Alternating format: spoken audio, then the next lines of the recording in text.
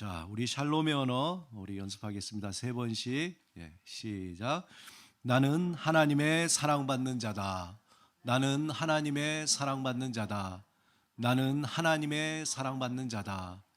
그래, 그럴 수도 있지. 그래, 그럴 수도 있지. 그래, 그럴 수도 있지. 이제 현재를 살자. 이제 현재를 살자. 이제 현재를 살자. 어제 저녁에는 제가 한 수천 번 그래, 그럴 수도 있지 이렇게 외쳤던 것 같아요.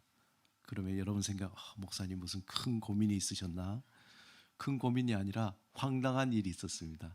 저녁에 가니 그 싱크대에 바닥에 물이 나왔어요. 제가 여기서 10년 살면서 처음 있던 일입니다. 알고 봤더니 쌓이고 쌓여서 그렇게 넘쳤던 거예요. 몰랐죠. 그러니까 그걸 이제 다 정리하면서 그래, 그럴 수도 있지. 그래. 아직 해결은 안 됐습니다만은 또 이게 전문가가 와야 될 것 같아요. 이게 아파트가 오래되고 또 저희도 한 10년 지났는데 한 번도 이런 일이 없었는데 아마 한 20년 동안 이게 쌓였던 것 같기도 하고, 그러면서 이제 우리 이것도 생각해 보는 게, 야, 우리 그 내장은 어떨까 이런 생각도 많이 해보면서 참 그래, 그럴 수도 있지 굉장히 많이 속으로 외쳤던 어제 하루 저녁이었습니다. 저는 늘 개인적으로 이렇게 목회 사역을 하면서 고민이 있는데, 그 고민이 뭐냐면은 아마 저뿐만 아니라 모든 목회자들이 같은 고민일 거라고 생각이 드는데, 어떻게 하면은 우리 성도들의 믿음이 충만해지고 또 믿음 안에서 삶이 이렇게 변화되게 할 것인가, 이것이 목회자들의 고민입니다. 좀 더 풀어서 말한다면은 어떻게 하면 성도들이 믿음 안에서 말씀을 따라서 변화될 수 있을까, 이 고민이죠. 흔히 우리 이런 얘기하죠. 사람은 잘 변하지 않아. 사람은 잘 변하지 않아. 저도 이 말에 공감합니다. 왜냐하면 사람은 그렇게 쉽게 변하는 그런 존재가 아니더라고요. 살면 살수록 참 변하지 않는다. 제 자신을 보면서도 그렇고 또 다른 사람을 보면서도 참 변하지 않는다. 그 얘기는 사람이 변한다는 것이 그렇게 쉬운 일이 아니라는 거예요. 그럼에도 불구하고 변화에 대한 고민은 포기할 수가 없어요. 왜냐? 하나님의 그 말씀 속에 그 변화에 대해서 얘기하고 믿고 또 그 안에서 실제로 제 안에 변하지 않는다고 하지만 돌아보면 참 많이 변했어요. 예수 믿고 난 뒤에 변화된 게 참 많아요. 그렇기 때문에 어떻게 하면 우리 성도들의 삶이 믿음 안에서 조금씩 정말 더디더라도 변화할 수 있도록 도와줄까 하는 것이 목회자들의 고민입니다. 아마 이 고민은 위대한 사도 바울도 동일하게 가졌던 그런 고민이었던 것 같습니다. 목회 사역이라는 것이 성도들이 예수 그리스도를 영접하고 또 삶의 방향이 바뀌잖아요. 그 이후에 믿음으로 예수 그리스도 안에서 그 예수 그리스도의 그 장성한 분량까지 이르도록 돕는 게 목회자의 사명이죠. 목회자가 어떻게 이걸 해서 비즈니스 해가지고 그런 마음이 없잖아요. 어떻게 하면 하나님이 주신 그 사명, 양떼를 또 성도들을 잘 그리스도의 장성한 분량까지 자랄 수 있도록 저는 할 수 없어요. 그냥 옆에서 가이드를 하는 거죠. 이렇게 도와주는 그런 일입니다. 그래서 실제로 변화는 인간이 할 수 있는 영역이 아니라는 것을 저는 사역을 하면 할수록 더 뼈저리게 느껴요. 어떻게 동기부여하고 하고 할 수는 있지만 마치 어떻게 해요? 말을 물가로 데려가지만 그거 마시는 거는 제가 할 수 없는 거예요. 오직 성령의 능력으로 온전한 변화가 일어나는 것이 신앙적인 저의 고백입니다. 성령님만이 그 사람을 변화시킬 수 있다. 거기까지 어떻게든 도와주는 역할이 저의 역할이다라는 생각을 하게 됩니다. 하지만 그 변화를 위해서 동기부여를 하고 또 신앙적인 바른 안내를 하고 또 필요한 가르침으로 이해시키는 것이 목회자의 사명이고 의무고 기쁨이에요. 그래서 저는 제일 기쁜 것이 목사님 말씀을 이렇게 변하지, 이런 얘기 들으면 너무너무 기뻐요. 그런 게. 그러므로 늘 신앙의 성장과 성숙을 위해서 이제 고민을 하게 됩니다. 그래서 책도 보기도 하고, 뭐 기도도 하고, 그다음 또 여러 가지 많은 정보들도 얻기도 하고, 이러한 고민을 끊임없이 하다 보면 결국 이런 질문을 하게 되죠. 어떻게 하면 행동의 변화를 할 수 있을까? 결국은 어떻게 하면 이 사람의 행동의 변화, 게으른 사람이 조금 부지런하게 되고, 부정적인 사람이 긍정적으로 변하고, 뭔가 늘 이렇게 관념에 쌓여서 있던 사람이 뭔가 실천적으로 좀 변하는, 뭔가 행동적으로 변화는 할 수 있을까? 그 변화를 가져오게 할 수 있을까라는 질문에 도달해요. 여러 가지 어떻게 하면 행동을 좀 변하게 할 수 있을까? 이 질문을 좀 더 압축하면은 뭐냐면 행동의 변화입니다. 행동의 변화. 심리 상담 관점에서 이런 것을 행동 수정이라고 해요. 그래서 흔히 행동 수정과 치료, 어떻게 하면은 주로 이제 그 중독에 걸린 사람들, 그런 사람들 어떻게 하면은 알코올 중독인 사람이 거기서 떠날 수 있을까? 마약 중독된 사람이 그 행동을 버리고 정상적으로 돌아올 수 있을까? 아니면 어린아이들, 뭐 그 자라는 사람들 행동에 그런 잘못된 행동을 어떻게 하면 고칠 수 있을까라는 것이 행동 수정과 치료라고 하는데, 사람들은 스스로 이렇게 얘기합니다. 난 왜 이런 행동이 잘 고쳐지지 않지? 저나 여러분이나 다른 사람에게 이야기 못하는 게 있잖아요. 왜 나는 이게 안 고쳐지지? 뭐 저 치면은 뭡니까? 왜 나는 오자 대마왕일까? 뭐 이런 거죠. 왜 이렇게 오자가 자꾸 나오지? 이런 거죠. 거기에 대해 수정하고 또 생각하지만 그런 행동들이 있습니다. 자신을 보면서도 그러면서 또 다른 사람을 보면서 저 사람은 도대체 왜 저 행동을 계속 반복적으로 저렇게 할까? 그런 마음이 듭니다. 그러면서 야, 정말 참 사람 변하지 않아. 일관성 있어. 긍정적이보다 아주 부정적인 거죠. 특히 이제 부부 관계 속에 참 일관성 있다. 똑같아. 이게 변하지 않는 그런 것들. 이것을 신앙적인 관점에서 보면은 예수를 믿는다고 하면서 여전히 세상적인 행동을 반복하고 괴로워하고 후회하며 온전한 믿음의 삶을 살지 못하게 되는 거죠. 우리가 예수 믿고 하나님의 뜻을 따라서 정말 믿음으로 이렇게 살아보겠다고 하는데도 불구하고 사도 바울의 그 고민이 있잖아요. 내가 하나님의 뜻을 따라서 살고자 하나 어느새 나는 다시 예전의 그 행동으로 또 살아가고 있는 그 모습을 보게 되는 겁니다. 그래서 어느새 똑같은 행동을 하고 그런 자신을 바라보니까 너무 실망스러운 거예요. 그리고 더 나아가 절망하기도 하고 더 나아가서는 아예 포기하죠. 난 안 돼. 난 안 돼. 예전에 제가 오래전 한 10몇 년 전에 그 부목사로 사역할 때 그 교구에 있던 집사님이 이제 모임하면서 막 이렇게 서로 이제 구역 모임 하잖아요. 신방 가거나 뭐 성경 공부하면은 그분은 입버릇처럼 얘기했던 말이 뭐냐면 저는 인간인지라 그렇게 하는 게. 그 얘기 뭡니까? 잘하고 싶지만 인간인지라 어떻게 해요? 제가 잘 못합니다. 이게 이제 자기 어떤 합리화 중에 하나의 말이죠. 인간인지라 그렇게 된. 그러면서 포기하고 난 안 돼. 어쩔 수 없어. 이렇게 이야기하게 됩니다. 이러한 행동에 대한 변화를 치료하기 위해서 다양한 방법들이 사실 시도가 되고 있어요. 여러분 뭐 서점에 가면은 처세에 관한 그런 뭐 책들 보면은 대부분이 사실은 행동 변화에 대한 관한 이야기죠. 예전에 한번 뭐 소개했던 책 중에도 우리 뇌라는 것은 어떤 내가 지금 했던 패턴의 행동을 두고 다른 행동을 하면 그것이 잘못된 것으로 여기고 거부한다는 거예요. 그래서 우리가 작심삼일이라는 말이잖아요. 3일 동안은 되는데 4일째 하는데 이 뇌가 막 거부를 해서 안 하고 싶은 거예요. 그래서 행동 변화할 때 뇌가 인지하지 못하도록 아주 조금 그러니까 0.1cm 정도의 변화를 해야 뇌가 인지를 못하고 그 변화를 계속 반복하다 보면은 뇌가 그것이 진짜 행동인 줄 알고 그렇게 행한다는 것이죠.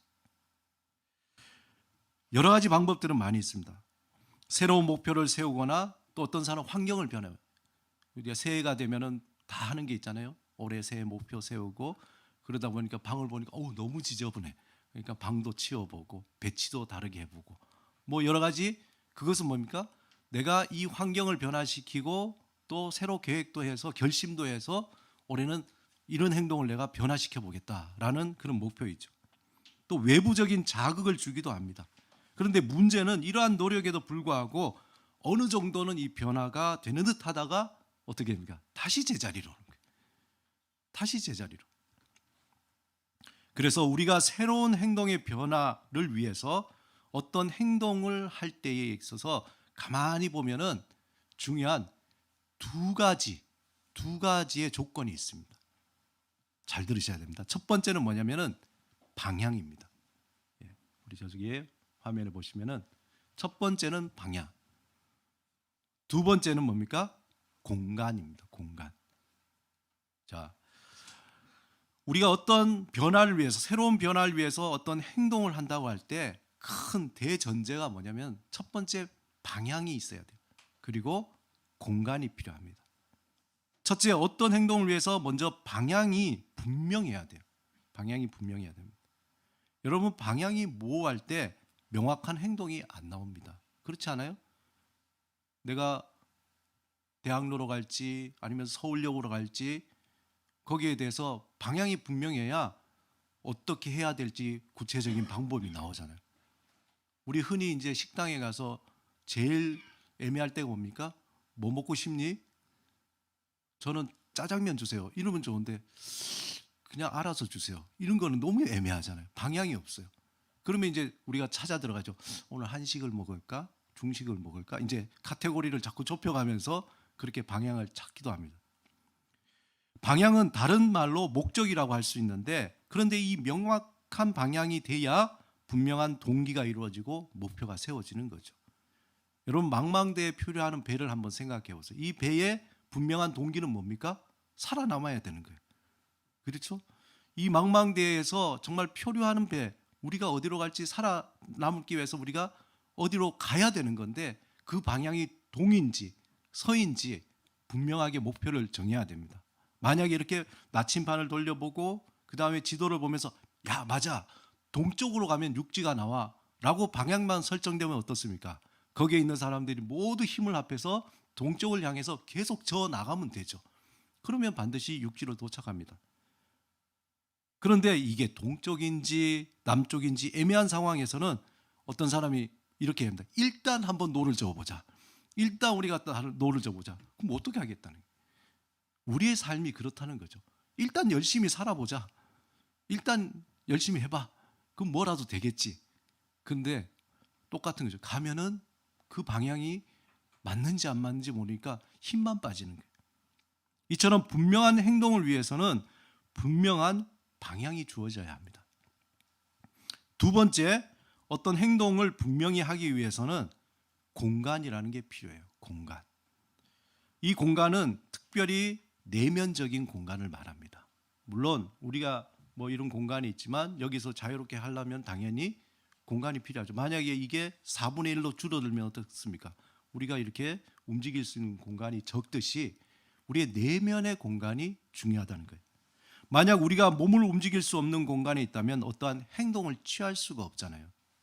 그런데 참 신기하게도 우리 마음에도 공간이 없으면 어떤 행동을 취할 수가 없어요. 그럼 자폐라는 것, 아니고 또 어떤 그 행동에 대해서 멈추는 경우 어떻습니까?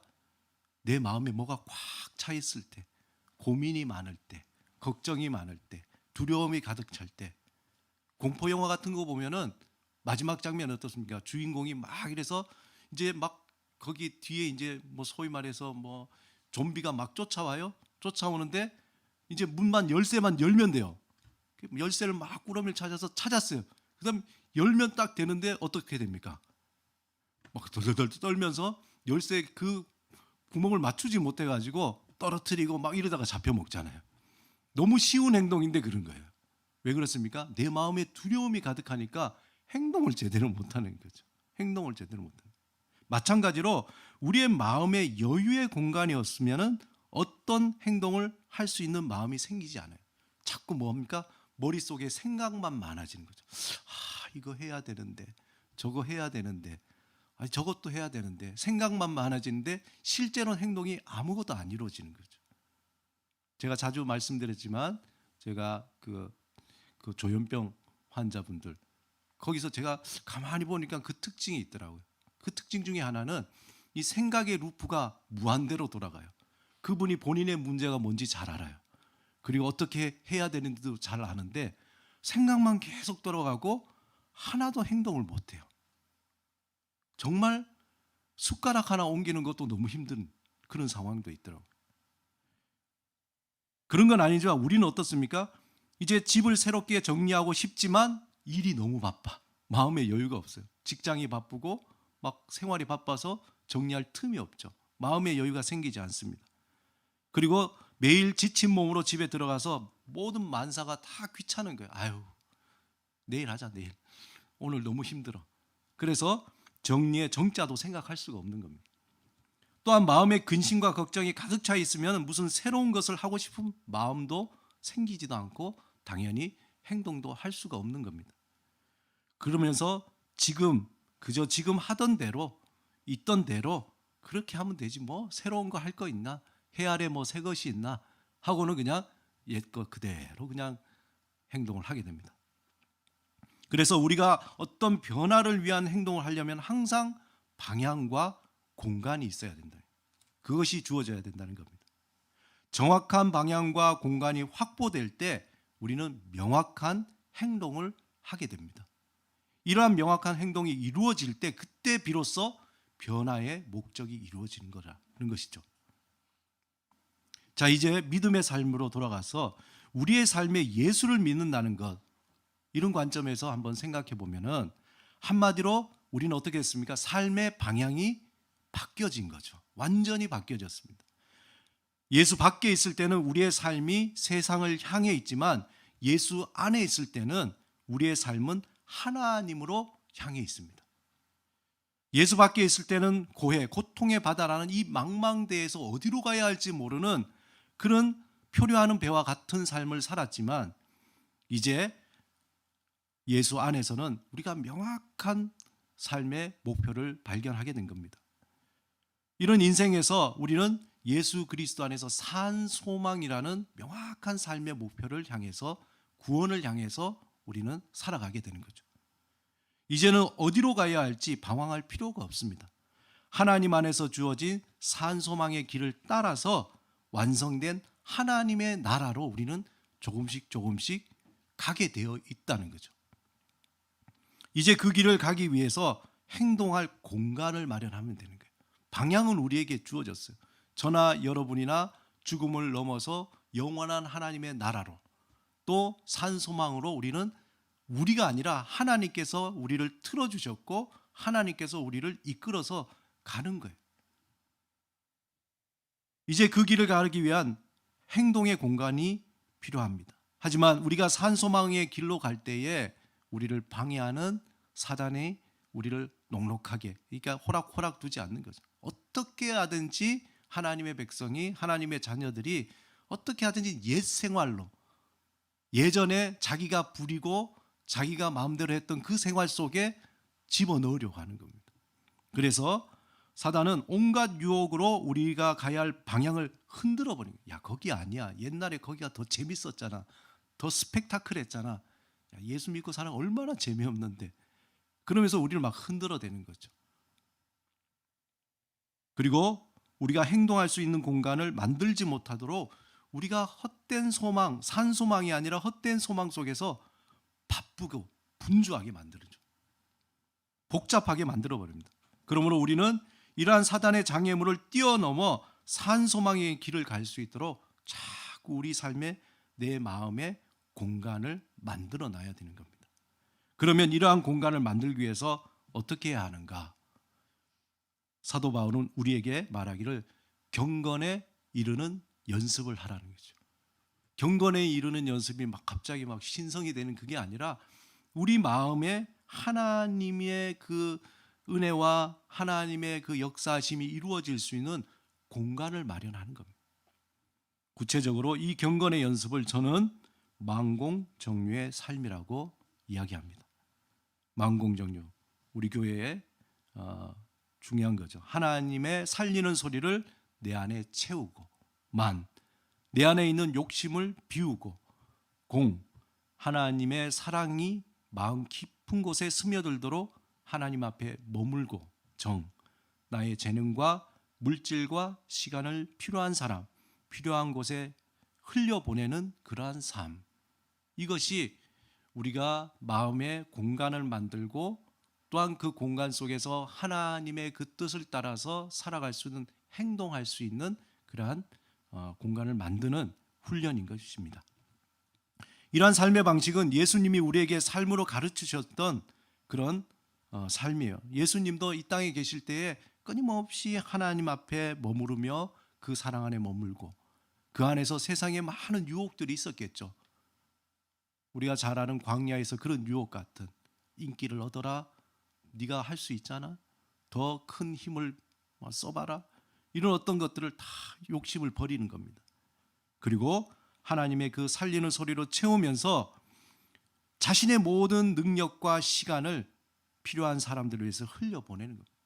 치유하시고 고치시고 말씀하시고 마지막에는 자기의 모든 생명을 다 내어주기까지 흘려보내신 삶, 그것이 예수님이 우리에게 가르쳐 주신 만공정류의 삶이라는 겁니다. 이 세상의 삶의 방식과는 전혀 다른 삶의 방식이죠. 이 세상은 어떻습니까? 막 끌어모으고 욕심을 채우고 그런 삶이잖아요. 서로 죽이고 이런 삶. 이 세상의 삶의 방식과는 전혀 다른 삶의 방식을 살다가 예수님은 가셨습니다. 예수님이 떠나시고 이제 성령님이 오셔서 동일하게 예수님이 살았던 삶의 방식을 따라서 제자들이 그 삶을 살게 됩니다. 날마다 모여서 하나님께 예배드리고 또 예수님이 말씀해 주셨던 그 말씀을 기억하고 또 서로 나누면서 세상의 그 죽이는 소리가 아니라 살리는 소리로 그 마음에 채우고, 세상의 헛된 가치와 명예와 권력을 버리고 자기의 것을 자기 것으로 여기지 않고 다 나눠주는 삶을 제자들은 살았던 것입니다. 이렇게 예수 그리스도를 따라 새로운 삶의 방식으로 살아가는 사람들이 12, 거기서 조금 늘고 수백 명, 수천 명이 되는 거예요. 그래서 초대교회 때에 이러한 사람들이 늘어나면서 알게 모르게 그 도심 안에 새로운 삶의 공간들이 만들어지는 게 실제적으로. 사람들이 사이의 경쟁이나 미움이나 시기가 아닌 그 사람들은 이상하게 서로 용서하고 포용하고 화해하고 사랑하는 그런 사람들의 삶의 공간들이 만들어지는 거예요. 초대교회 공동체 안에서 새로운 내면적 영적인 공간은 실제로 삶의 구체적인 물리적인 공간을 만들어낸 것입니다. 자신의 집을 다른 사람들을 위해서 공유하기 시작했어요. 자신의 물질을 다른 사람들이 살 수 있는 그런 공간을 마련하는데 흘려보냅니다. 자신의 재능을 나누면서 다른 사람이 살아갈 수 있는 새로운 상인과 공간을 만들어가기 시작했어요. 그렇기 때문에 그 당시에 그리스도인을 보면서 다른 사람, 저 사람들은 참 이상한 사람들이다 라고 생각했던 거죠. 이러한 삶의 방식은 새로운 공간으로 점점 확대되어 이제 로마를 위협하게 되고 로마를 점령해 버렸어요. 그리고 유럽과 아프리카, 아메리카를 지나서 아시아, 지금 우리에게 오게 된 거죠. 오늘 본문을 보면은 바울이 온 이태를 자기 셋집에 머물면서 자기에게 오는 사람을 다 영접하고 하나님의 나라를 전파하며 주 예수 그리스도에 관한 모든 것을 담대하게 거침없이 가르치더라. 사실 바울은 여기서 어떤 상황이었냐면 가택연금 상태였어요. 그곳에서 가택연금이었지만 사람들은 자유롭게 만날 수 있었습니다. 그런 자신의 상황을 10분 활용하여 바울은 사실상 거기는 가택연금이 뭡니까? 감옥이잖아요. 그 상황 속에서 모든 오는 사람들을 어떻게 환대한 거예요. 다 웰컴하셨습니다. 다 반기고, 그리고 그들에게 하나님의 나라와 예수 그리스도에 대한 모든 것을 다 가르치셨어요. 어떻게 보면 사도 바울로서는 너무나 일관성 있고 당연한 삶의 태도죠. 왜냐하면 예수 믿고 난 뒤에 했던 그 일이니까. 그런데 여기서 우리가 주목해 봐야 할 것은 뭐냐면 바울이 머문 셋집이라는 거예요. 렌티드 하우스, 월세. 바울은 감옥에 있는데 거기서 세금을 냈다니까. 월세를 내면서 거기서 살았어요.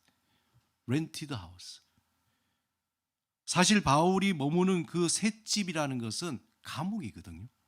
그는 종교 사상범으로 거기에 갇힌 겁니다. 바울은 그곳에서 신분은 뭐냐? 형식상은 죄인의 신분으로 거기에 있는 겁니다. 하지만 그는 그곳에서 만나는 모든 사람을 영접하고 하나님 나라와 예수 그리스도에 대한 모든 것을 담대히 가르쳤다라고 밝히고 있습니다. 우리가 그의 표면적인 신분과 그가 살고 있는 표면적인 공간은 죄인과 감옥이었지만 그가 머무는 실제적인 공간은 말씀을 가르치는 거룩한 곳이 되어버린 거죠. 그리고 하나님 나라가 임한 곳이 된 거죠. 한마디로 그가 머무는 곳은 새로운 사귐의 공간으로 공간이 전환된 겁니다. 겉보기는 감옥이요 죄인이지만 실제로는 하나님 나라의 공간이요, 거기서 그는 의인으로 하나님의 자녀로 전도자로 삶을 살았던 겁니다. 교회를 개척하고 하나님은 우리에게 레이첼의 티룸을 통해서 도시선교의 새로운 틈새인 공간이라는 것을 저는 눈을 뜨게 됐습니다. 도시 안에 공간이라는 게 굉장히 중요하구나. 그리고 그 공간이, 수많은 공간들이 다 소비적인 공간이죠. 거기 가서 우리가 커피를 사 먹고 머무르지만 나에 대해서는 관심이 없잖아요. 다 나의 주머니에 돈에만 관심이 있는 거지. 그런 소비적인 공간을 우리는 선교적으로 사귐의 공간으로 바꿔야 되겠다 하는 그런 마음의 사명을 갖게 됐습니다. 이러한 하나님의 나라를 위한 사귐의 공간을 도심 속에 만들며 그곳에 머무는 사람들의 새로운 삶의 방향을 바꿀 수 있도록 하는 그러한 공간이면 정말 좋겠다라는 마음을 갖습니다. 레이첼의 티룸에서 이루어지는 지금은 이렇게 우리가 그 공간을 문을 닫았지만 그동안 이루어졌던 것의 손뜨개와 또 우물가 상담원의 그 상담을 통해서 내면의 공간을 만들고 자신의 삶을 돌아보면서 궁극적으로 하나님 안에 있는 산소망을 볼 수 있도록 인내했습니다. 또 스페이스안을 통해서 자신의 재능과 상상력을 시도하여 자신 속에 있는 새로운 모습을 발견하게 하고 그 상상력을 표현함으로써 또 새로운 산소망으로 인도해주는, 도와주는 공간으로 그 역할을 했었습니다. 또한 극단 미목을 통해서 여러 가지 루키나 많은 공연을 통해서 그 공연이라는 그 공간 안에서 사람들에게 하나님의 나라를 경험하고 하나님의 나라의 그 가치를 경험하면서 이 세상의 어떤 절망과 미움과 그런 것이 아니라 하나님의 그 사랑과 배려와 용서를 전하고 산소망의 길로 인도했던 것입니다. 이전에 만들어졌던 여러 가지 많은 것들, 우리 8과 2분의 1, 또 펜시 위로, 또 스튜디오 5025 다 우리 교회가 하나님이 주신 그 사명처럼 사귐의 공간의 관점에서 만들어진 것이죠. 그 외에도 많이 있습니다. 외부적으로 송도 예수소망교회, 셰익스피어 하우스나 떨기 나무 공간, 지금 우리 장로님 하신 또 커피 드립, 카페 드립, 카페들이 그 2층에 영화관 풋잠, 다 그런 어떤 사귐의 공간으로 만들어진 것이죠. 하나님은 이제 새롭게 명동에서 새로운 사귐의 공간으로 스페이스 아이 스튜디오의 이 공간을 마련하겠습니다. 이제는 온라인, 오프라인뿐만 아니라 온라인에서도 새로운 사귐의 공간을 만드는 새로운 소망을 우리에게 주신 것입니다. 특히 방주 프로젝트를 통해서 기독교의 정말 진실한 소리, 소박하고 진실한 소리, 아름다운 소리를 우리가 기록하고 그 소리들을 많은 사람들에게 나누고자 하는 그러한 사명을 우리에게 주셨습니다. 무엇보다 우리 교회 모든 성도들이 거하는 그 삶의 자리, 가정이든 직장이든 사업장이든 그 어느 곳이든지 다 하나님의 자녀가 머무는 그곳이 하나님의 사귐의 공간이 되도록 하나님은 우리에게 사명을 주셨다는 겁니다. 심지어 우리가 잠시 머무는 카페나 식당이나 도서관이 될 수도 있습니다. 거기에서도 예수 그리스도의 복음 살리는 소리를 품은 우리가 머무는 그 어느 곳이든지 그곳이 사귐의 공간으로 만들고 만공정류의 그 울림이 울릴 수 있도록 우리에게 하나님은 기대하고 계시는 거죠. 우리가 머무는 자리가 비록 정말 작은 자리일지라도 그 안에서 깊은 사귐의 울림이 울리고 그 작은 울림들이 모이면 큰 울림이 되는 거죠. 그리고 이 울림을 통해서 이 도시 속에 정말 방향을 잃어버린, 그리고 절망하고 좌절하고 소망을 잃어버린 사람들에게 그 울림을 통해 다시 하나님을 바라보는, 예수 그리스도 안에서 산 소망을 바라보도록 하는 그런 구체적인 공간들이 마련될 것입니다. 하나님은 예수 그리스도 안에서 우리의 모두를 세상의 소비적인 공간을 사귐의 공간으로 만드는 그 사명을 주셨습니다. 이 사명을 위해서 저와 여러분을 특별히 미화 십자가 교회라는 이곳으로 초대해 주신 겁니다. 누구나 다 삶의 시작은 작게 시작해요. 하지만 그 작은 몸짓이 모여서 복음 살린 소리에 큰 울림이 만들어지게 될 것입니다. 하나님이 우리에게 부탁하신 사귐의 공간을 만드는 그 사역에 우리의 삶을 헌신하며 하나님의 복된 삶을 누리고 그 복을 나눠주는 올 한 해 저와 여러분이 되시기를 주님의 이름으로 축원합니다.